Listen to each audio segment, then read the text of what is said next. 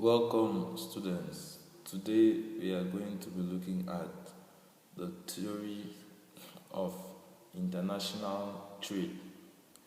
So it continues from where we began the theory of international trade. This is the continuation. We've already talked about the theories. Now we have looked at the assumptions, and now we'll begin this chapter or this slide with the criticisms of the theory of international trade. Based on all those assumptions, we're trying to look back at the assumptions and come up with what is not real with assumptions, how will affect it from being applied to the real world situation. The first factor we're going to look at here is constant cost. The theory assumes a case of constant cost, which implies that firms experience constant return to scale as output expands or contracts. You see, this means that if a country uses like 1x units of resources to produce either 100 units of cars or 200 tons of tea, it implies that if you use now 5 units of resources, they're assuming that the country will produce exactly 100 times 5, which is 500 units of cars, or exactly 200 times 5, which is 1,000 tons of tea. That means that the cost is constant, it does not change, and this is wrong because in the real life situation, cost may change.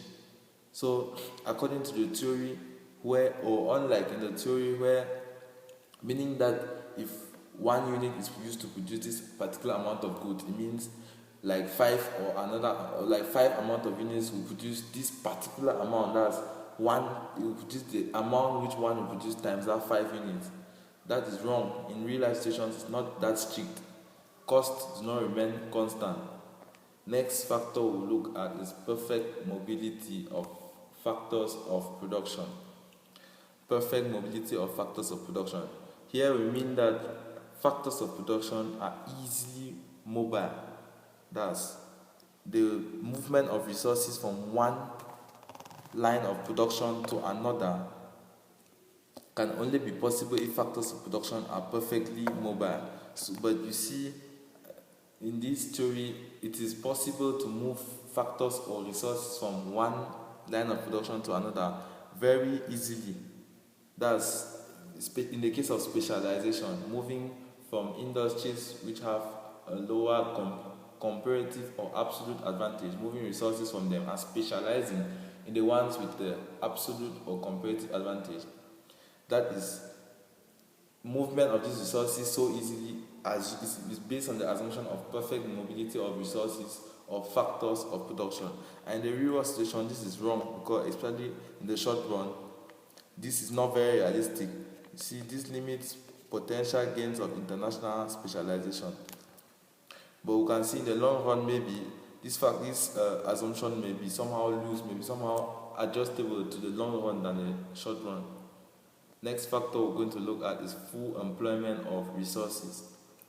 Note that all these which I'm stating here are assumptions, and then I'm giving you what is wrong with them. So these are not assumptions. The theory is based on an assumption that there is full employment of resources. You see, here there is already full employment of resources, and in order for a country to produce one extra unit of another good, resources have to be moved because resources have already achieved there's already full employment of all the resources available. So resources have to be moved from one good to another. So in order to produce another good, resources have to be removed from another one.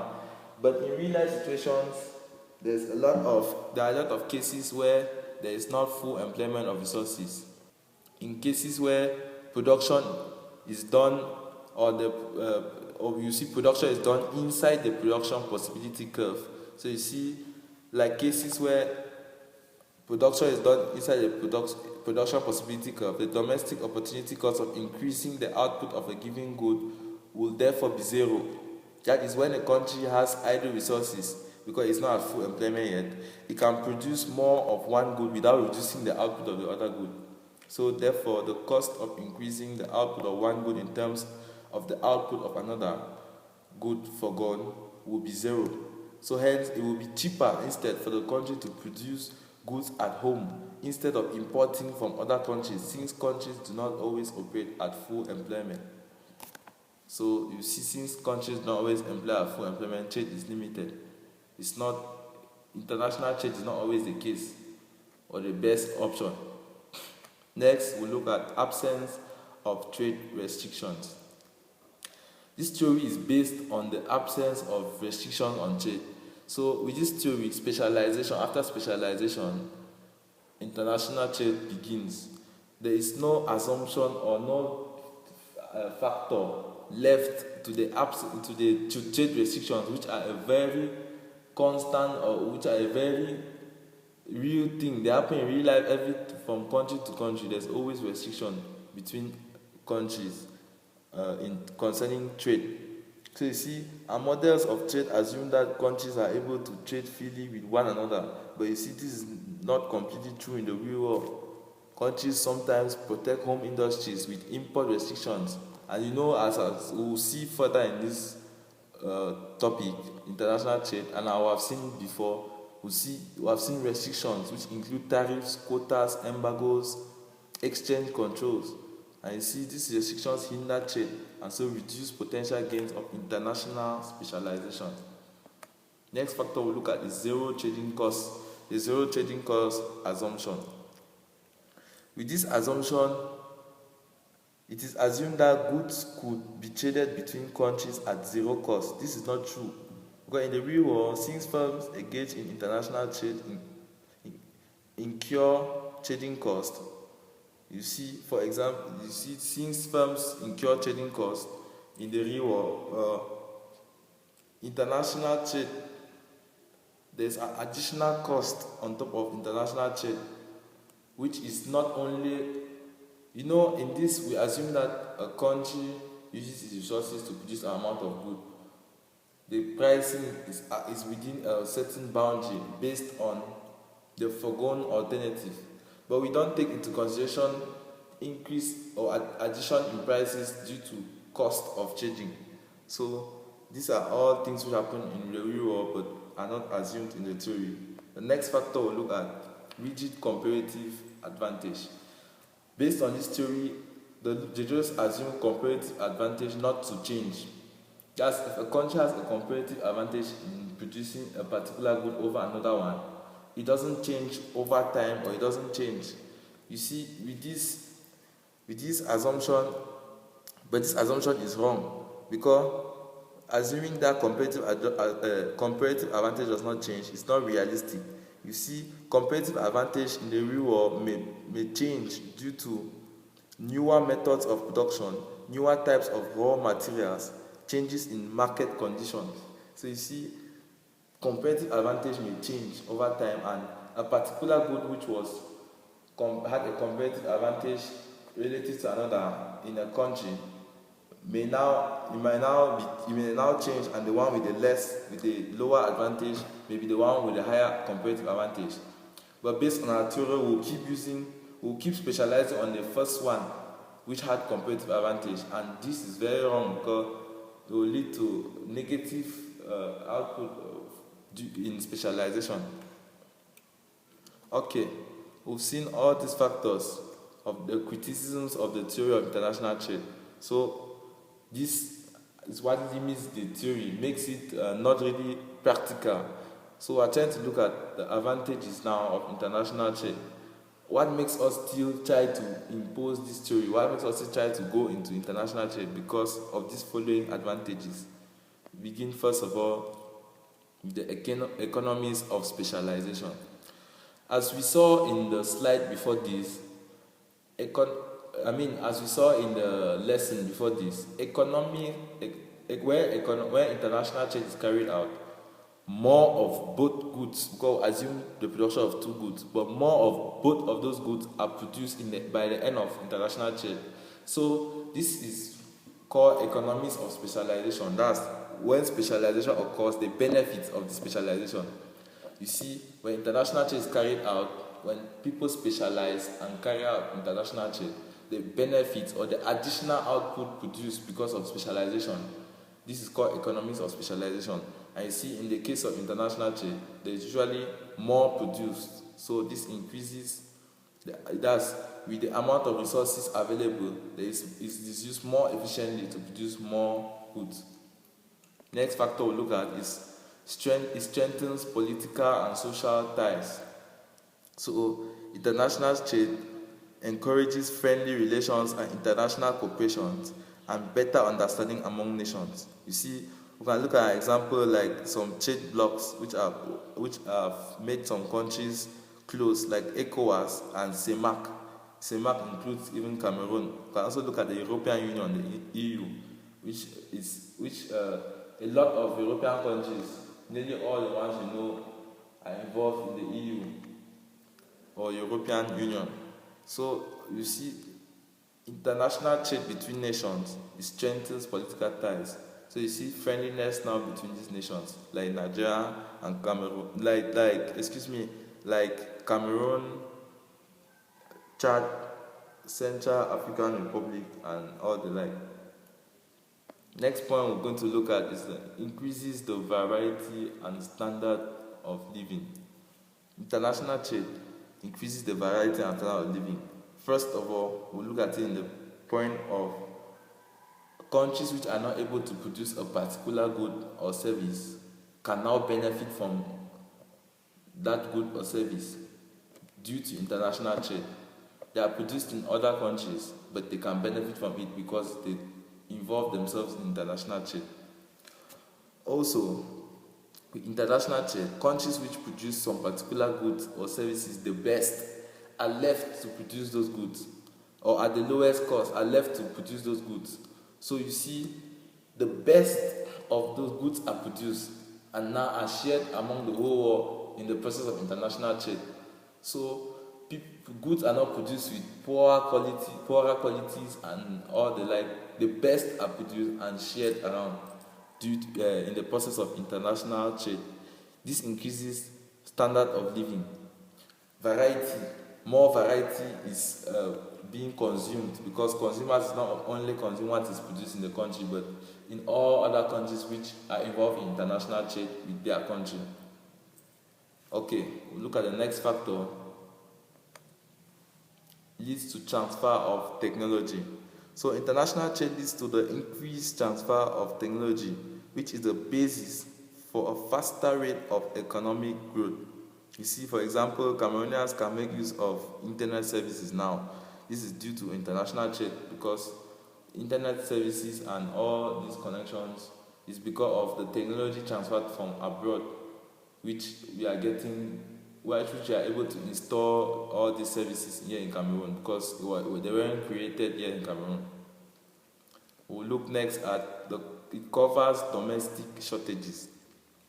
Like I said, in the case of domestic shortages, in the case where a country is not able to produce enough for its population, so you see it involves itself in international trade to cover what it lacks domestically. So you see, international trade is very necessary in covering local deficiencies in supply. Because through international trade, countries are able to import those goods that are short in supply. Like when domestic gas is in short supply in Cameroon, more is imported from other countries which produce gas. Next, we'll look at this increase in quality of output.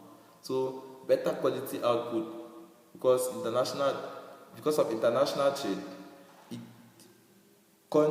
it puts stress or leads to competition. So domestic industries, especially those which are monopolies, they enter competition with imports, and this makes them to produce better quality goods in order to gather the market towards them. So international trade is a competition, and competition normally leads to better quality good, all things being equal, because everybody is trying to make the best, which will gather consumers towards them. So we've seen all the following advantages of international trade. We'll look at the disadvantages now of international trade. So international trade is good and all that, but you see that there are two sides of a coin to everything. So now we're getting to look at the disadvantages of international trade. Though we've seen all its good sides, now we'll look at the first point, over dependency. International trade leads to over dependency. So just imagine a country where, like Cameroon, imagine how we import all our gas from abroad. When the other country decides to stop giving us gas, we are completely toast. That's the country cannot survive again.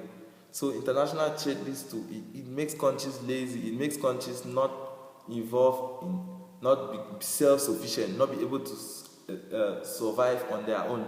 So it makes them too dependent on other countries, which may easily affect them if the country decides to, like, or if even if the so your well-being is dependent on the well-being of another country. Like if something happens in another country, like if Cameroon imported gas from Nigeria, if Nigeria has a serious crisis, it will affect Cameroon when it's not even our country. So it's over dependency on the country which sends its exports to us.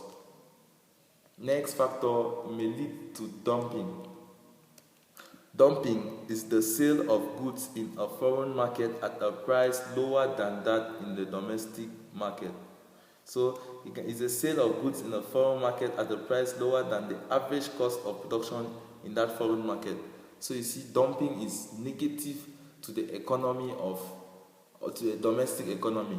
So imagine this infant industries here in Cameroon, or industries present here in Cameroon, trying to producing and selling, I can imagine gallon oil at a price like 1,000, and a foreign industry has excess gallon oil which it just wants to just get off its shelves.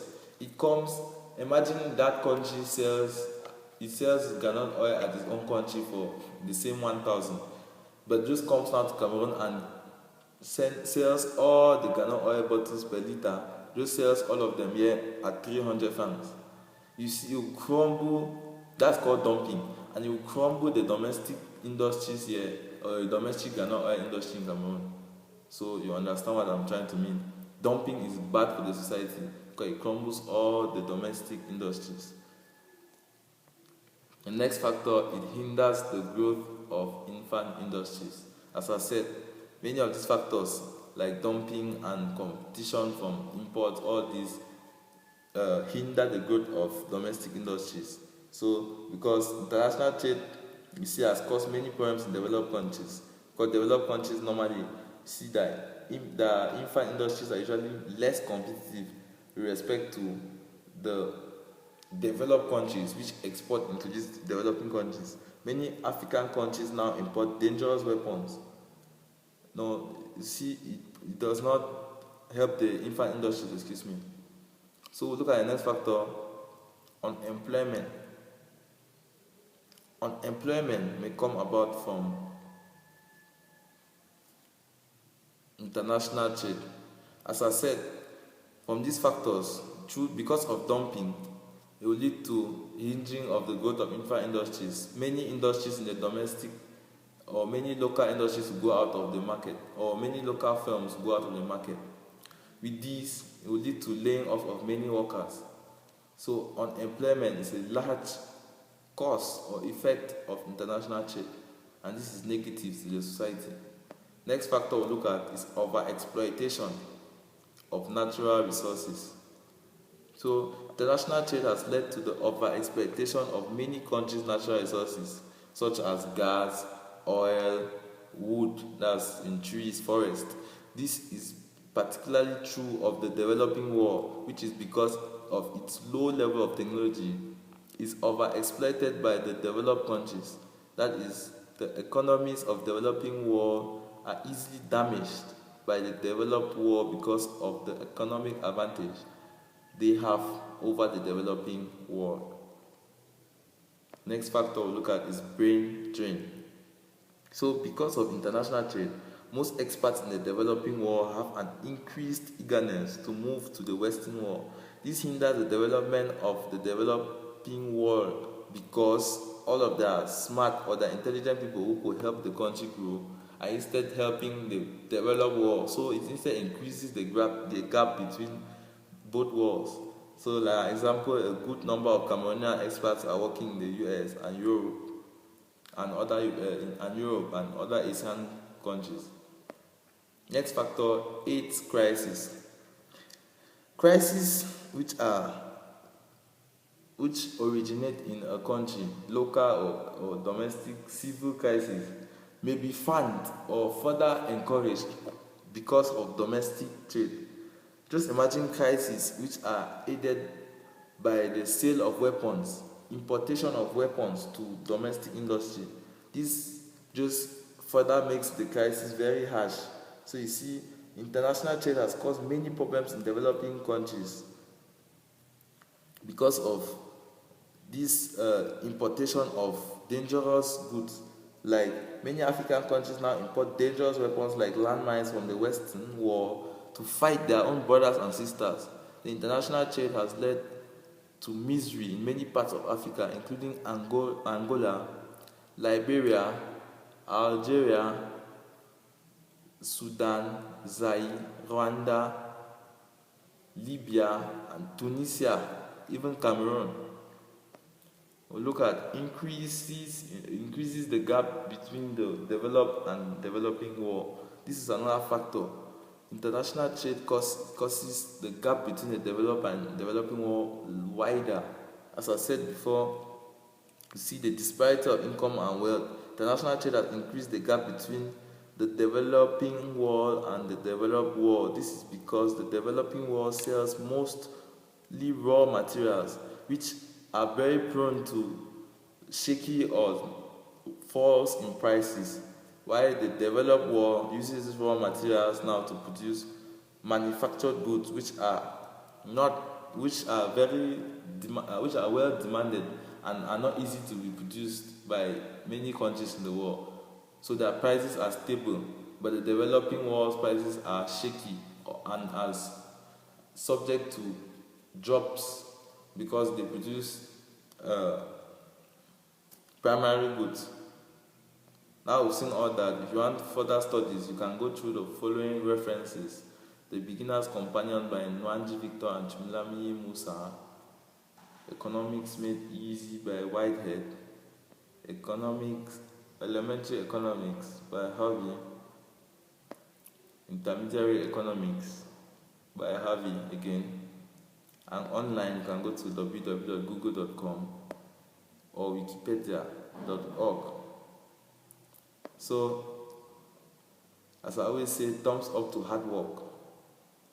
And I'm trying to leave you here goodbye. And remember, as I always say, thumbs up to hard work and thumbs down to laziness. So, goodbye and till the next lesson.